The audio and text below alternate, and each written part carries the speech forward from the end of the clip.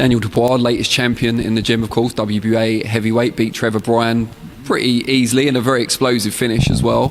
Where does he go from here? Because in terms of quality of opposition, presumably he can step up. It will still be for the same title. Yeah, I mentioned it straight after the fight that I would love the Dillian Whyte fight, and people kind of shot me down for it. And a lot of people think that Dan would win, and a lot of people think that Dillian would win with the experience and stuff. But I think that's the sort of fight that we need for Daniel next. It's Trevor Bryant could have been a slippery night's work, but Daniel just took him out and knocked him out. But it's not to say that if he'd have boxed somebody else that he wouldn't have given a better account of himself. It's just Daniel, his punches so hard, and he went into his shell and knocked him out clean. So disappointing the fact that we didn't get the full eyeballs and the attention. If Frank had won the purse bids, it would have been a much better show. There would have been a lot better viewing figures and a lot more traction created from that fight. But now it's just down to the next one. It's down to see who we can get. Dereck Chisora, with Don Charles in the gym today, he brought a lad over, and I keep winding him up saying, does Dereck want his world title shot?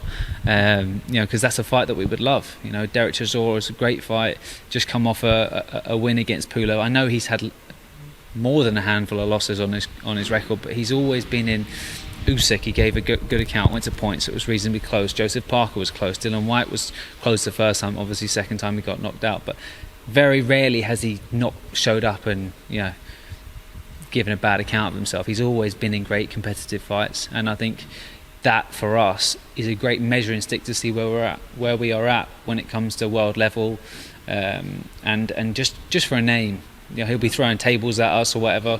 Sorry, Dillian was the one that threw the tables, but either way, one of the tables is going to get thrown at us, and it's going to be exciting. So hopefully we can get a big fight, like a big British fight, made pretty soon. So that allows Dan to sort of showcase what he's truly capable of, because he boxed Joe Joyce in an empty arena, obviously because of COVID times. Didn't show up, didn't perform to his best ability, and people can sit there slating him. But trust me, I think in the next 12 to 18 months you're going to be seeing him in competitive fights and on the right side of the verdict at the end.